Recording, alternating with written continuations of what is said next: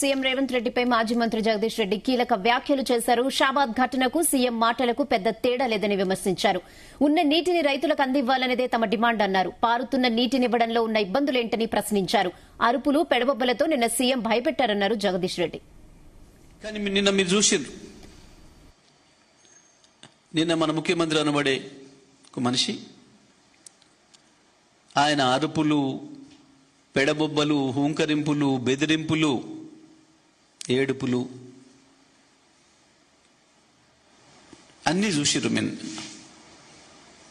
నిన్న ముఖ్యమంత్రి పత్రికా సమావేశం చూసిన వాళ్ళకి నిన్ననే జరిగిన ఇంకో సంఘటన, షాబాదులో వాడు దుర్మార్గుడు ఒక సైకో 6గురిని చంపేసిన సంఘటన.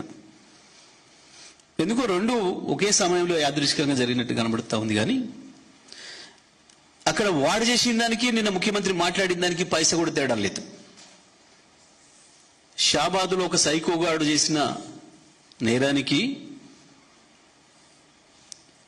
భార్య పిల్లలతో పాటు ఒక అమాయకురాలైన అమ్మాయిని, వాళ్ళ కుటుంబ సభ్యుల్ని కూడా దుర్మార్గంగా నరికివేసిన సన్నివేశానికి నిన్న ఇక్కడ ముఖ్యమంత్రి మాట్లాడిన పత్రికా విలేకరుల సమావేశానికి ఏమి తేడా కనబడతలేదు. ఇద్దరిది ఒకే తీరు మనస్తత్వం కనబడుతుంది.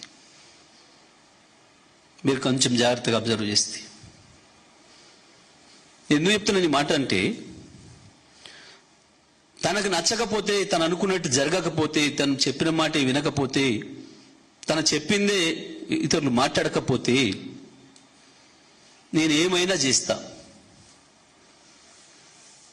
నరికి చంపి నెత్తురు పొలాలలో చల్లుతా. వాడు చేసింది అదే. నిన్న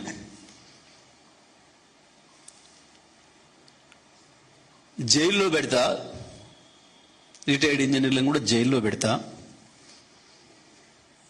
జైల్లో పెట్టకపోవడమే నేను చేసిన తప్పు. సేమ్ వాడేం ఆలోచించిండో, పోక్సో కేసు పెట్టిన అమ్మాయి గురించి వాడేం ఆలోచించిండో, ఇవాళ నిన్న ఈయన ముఖ్యమంత్రి కూడా అదే ఆలోచిస్తున్నాడు.